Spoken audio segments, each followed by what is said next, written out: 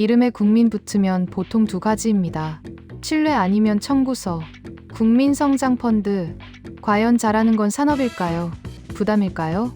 2021년 3월 대한민국에 이상한 펀드가 하나 등장합니다. 이름은 국민참여 정책형 뉴딜펀드. 출시되자마자 난리가 났습니다. 은행 창구마다 문의 전화가 폭주하고 증권사 앱은 접속 대기열이 생겼습니다. 1,460억 원 모집에 단 7일 만에 완판. 심지어 문재인 대통령도 가입하려다 실패합니다. 본인 페이스북에 직접 글을 올렸어요. 가입해서 홍보를 도우려 했는데 기회를 놓쳤다. 대통령이 자기 정부가 만든 펀드에 줄을 서다 떨어진 겁니다. 왜 이렇게 인기였을까요? 정부가 손실을 21.5%까지 막아준다고 했거든요. 쉽게 말해 펀드가 반토막이 나도 여러분 손실은 36%로 제한된다는 구조였습니다. 거기다 세금 혜택까지. 국민 재테크 상품이라는 수식어가 붙었습니다. 자, 그로부터 4년. 2025년 성적표가 나왔습니다. 수익률 5에서 6%. 4년 동안요. 연평균으로 따지면 1%대입니다. 같은 기간 은행 정기예금 이자가 연 2에서 3%였으니까 손실 막아준다던 정부 펀드가 예금보다 못한 겁니다. 투자금 회수율은 7%에 불과했습니다. 12조 넣어서 9천억도 못 건졌다는 이야기예요. 대통령이 가입 못한 게 오히려 다행이었던 셈이죠. 여기서 끝이면 그냥 웃픈 에피소드입니다. 그런데요. 2025년 12월 새 정부가 펀드를 하나 더 들고 나왔습니다. 이름은 국민성장펀드. 규모는 150조 원. 뉴딜 펀드의 정확히 7.5배입니다. 실패한 20조짜리를 7.5배로 키워서 다시 굴리겠다. 여러분, 이게 대체 무슨 상황일까요? 정부는 왜 또다시 펀드 매니저가 되려는 걸까요? 그리고 이번엔 정말 다를 수 있을까요? 잠깐, 근본적인 질문 하나 하겠습니다. 정부가 왜 펀드를 만들까요? 세금 걷어서 도로 깔고 복지하면 되는 거 아닌가요? 여기엔 좀 급박한 사정이 있습니다. 지금 전 세계가 반도체 전쟁 중이거든요. 총 대신 보조금을 쏘는 전쟁입니다. 2022년 미국이 먼저 방아쇠를 당겼습니다. CHIPS법이라는 걸 만들어서 반도체 기업에 520억 달러, 우리 돈 70조 원을 쏟아붓겠다고 선언한 거예요. 그냥 선언만 한 게 아닙니다. 삼성전자 텍사스 공장에 64억 달러, 약 9조 원을 현금으로 줬습니다. TSMC한테는 66억 달러, 인텔한테는 85억 달러. 미국 땅에 공장 지으면 투자금의 14에서 25%를 그냥 줍니다. 현금으로요. 유럽도 뛰어들었습니다. 430억 유로, 64조 원 규모의 반도체법을 만들었어요. 일본은 TSMC 구마모토 공장에 건설비 절반인 4조 원을 지원했습니다. 중국이요. 3,440억 위안, 65조 원짜리 반도체 펀드를 세 번째로 조성했습니다. 미국, 유럽, 일본, 중국이 수십조 원씩 현금을 들고 반도체 기업한테 우리나라로 오세요 하고 있는 거예요. 마치 연예 기획사들이 아이돌 연습생한테 계약금 던지면서 스카우트하는 것처럼요. 그런데 한국은요? 직접 보조금은 안 됩니다. 우리는 보조금 대신 세제 지원하고 대신 펀드로 밀어주겠다고요. 왜 한국만 다를까요? 이유는 단순합니다. 돈이 없어서요. 미국은 달러를 찍어낼 수 있습니다. 기축통화니까요. 유럽도 유로화가 있고 중국은 뭐 그냥 찍어냅니다. 일본도 엔화 찍으면서 버티고 있어요. 한국은요? 원화 많이 찍으면 환율이 폭발합니다. 그래서 나온 해법이 펀드입니다. 정부 돈 75조에 민간 돈 75조를 붙여서 150조를 만들겠다는 구조예요. 절반은 세금, 절반은 여러분 돈인 겁니다. 그렇다면 이 150조는 정확히 어디서 와서 어디로 흘러가는 걸까요? 150조 원. 2025년 대한민국 1년 국방 예산이 약 60조 원입니다. 150조면 국방비 2년 반치예요. 전투기 사고, 미사일 사고, 군인 월급 주고도 남는 돈을 5년 동안 AI랑 반도체에 쏟아붓겠다는 겁니다. 그럼 이 돈이 대체 어디서 나올까요? 절반인 75조는 첨단전략산업기금입니다. 한국산업은행이 채권을 발행해서 조성해요. 쉽게 말해 정부가 빚을 내는 겁니다. 국민 세금으로 이자 갚을 빚이요. 나머지 75조는 민간에서 끌어옵니다. 연기금, 은행, 보험사, 그리고 일반 국민들 돈이요. 국민연금 들어있으시죠? 거기서도 나갑니다. 자, 이 돈을 어떻게 굴리냐? 4가지 방식입니다. 첫째, 직접 투자 15조.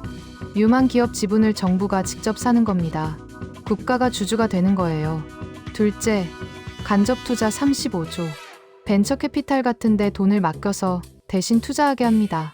셋째, 인프라 투융자 50조.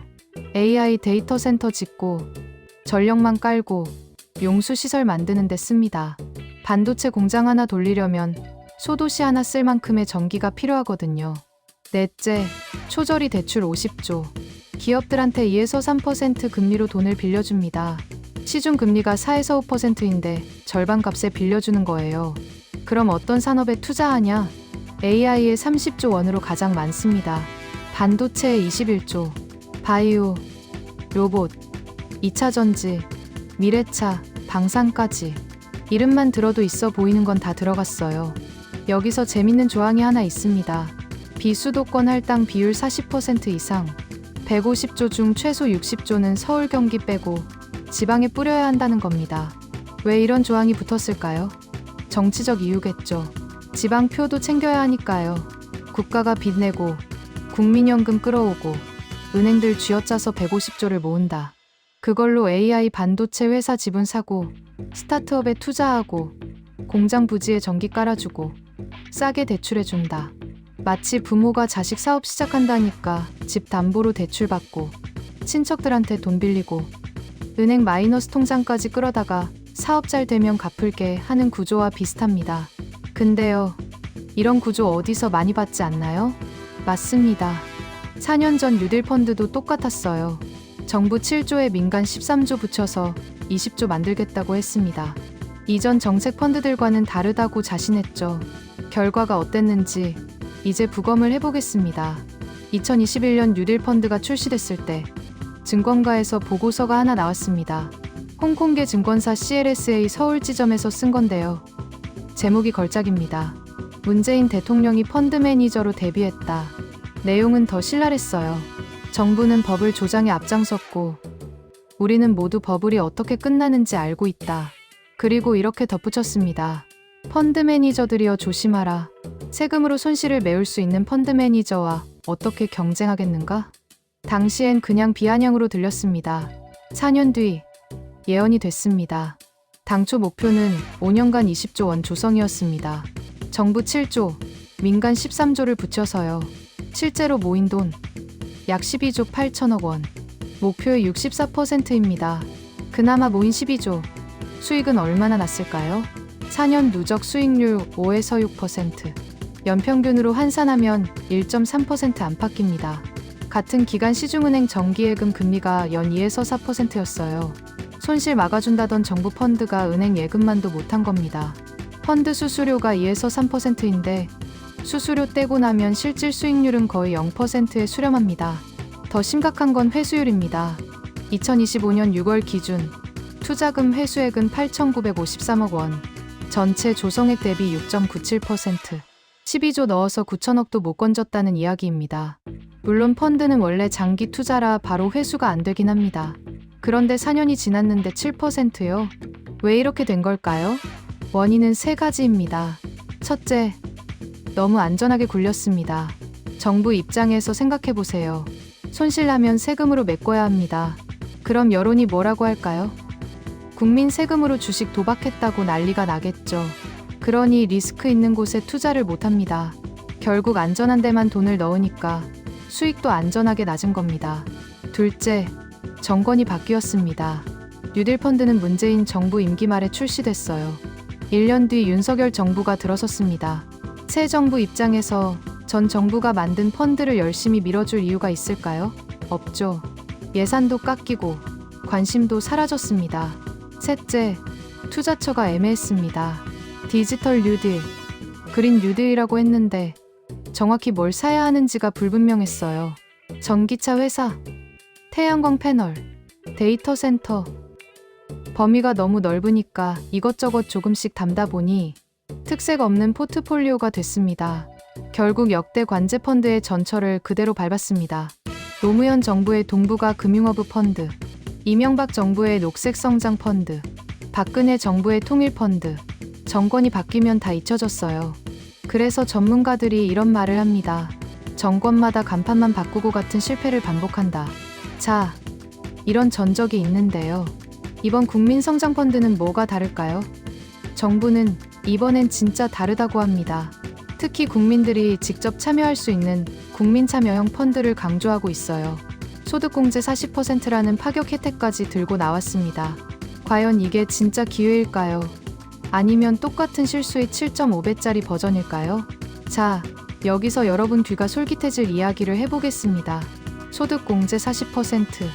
2026년 6월 7월에 출시되는 국민참여형 국민성장펀드의 핵심 혜택입니다. 투자한 돈의 40%를 연말정산 때 소득에서 빼준다는 거예요. 진짜 계산해 볼게요. 연봉 8천만 원인 직장인 김 과장이 있습니다. 과세표준 구간이 24%예요.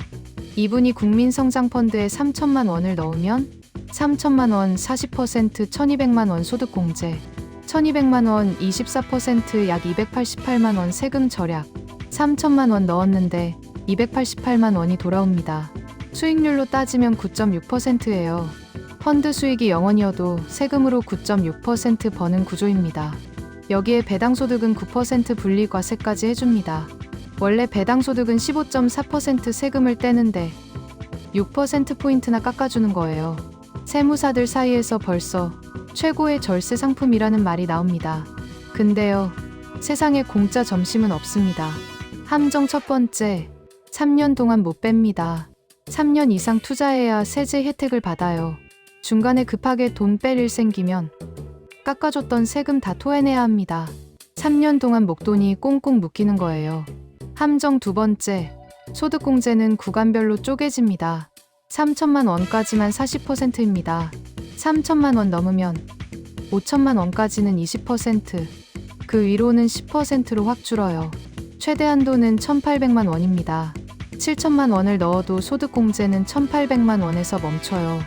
함정 세 번째, 부자는 안 됩니다. 금융소득이 연 2천만 원 넘는 분들. 그러니까 금융소득종합과세 대상자는 세제 혜택이 없습니다. 정부 말로는 고소득층에 과도한 혜택이 가는 걸 방지한다는데요. 은퇴하고 금융소득으로 사는 어르신들도 여기 해당됩니다. 역차별 아니냐는 논란이 벌써 나오고 있어요. 함정 네 번째, 손실 보전은 20%까지입니다. 정부가 후순위로 참여해서 손실을 막아준다고 했죠. 근데 20%까지만이에요.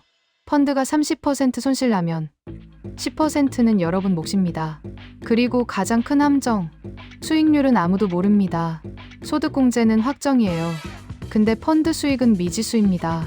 아까 뉴딜 펀드 봤잖아요. 4년에 5%. 국민성장펀드가 그 전철을 밟으면 소득공제로 번 돈을 펀드 손실로 까먹을 수도 있습니다. 자, 그래서 결론이 뭐냐고요? 역대 관제펀드의 공통점이 있습니다. 출시할 땐 이번엔 다르다고 합니다. 완판 행렬이 이어지고 대통령이 직접 홍보합니다. 그리고 정권이 바뀌면 조용히 잊혀집니다. 5년 뒤 성적표가 나오면 다들 고개를 돌려요. 그때쯤이면 또 새 정부가 새 이름의 펀드를 들고 나옵니다. 이름만 바뀌고 구조는 똑같습니다. 정부가 마중물 넣고 민간 돈 끌어오고 세제 혜택으로 국민 참여 유도하고 그리고 5년 뒤 수익률이 왜 이래? 그래서 여러분께 드리는 체크리스트입니다. 국민참여형 국민성장펀드. 가입 전에 이것만 확인하세요. 첫째, 3년 동안 안 쓸 돈인가? 중간에 빼면 세금 혜택 다 토해냅니다. 결혼 자금, 전세 자금, 급하게 쓸 수 있는 돈이면 넣지 마세요. 둘째, 소득공제가 진짜 이득인가? 소득이 낮으면 소득공제 효과도 작습니다. 연봉 4천만 원이면 세율이 15%예요. 3천만 원 넣어도 180만 원밖에 안 돌아옵니다. 본인 세율 먼저 계산하세요. 셋째, 금융소득종합과세 대상인가? 이자 배당으로 연 2천만 원 넘게 버시는 분들은 세제 혜택 없습니다. 해당되시면 그냥 다른 상품 찾으세요. 넷째, 펀드 수익률 0%여도 괜찮은가? 소득공제는 확정이지만 수익은 미지수입니다. 뉴딜 펀드처럼 4년에 5%면 수수료 떼고 본전입니다. 세금 아낀 돈으로 펀드 손실 메꾸는 상황이 올 수 있어요. 다섯째, 정권 바뀌어도 버틸 수 있는가? 지금은 이재명 정부입니다. 5년 뒤엔 누가 대통령일지 모릅니다. 새 정부가 이 펀드를 계속 밀어줄 거라는 보장은 없어요. 이 5가지 다 이해면 가입 고려해보셔도 됩니다. 하나라도 아니오면 다시 생각해보세요.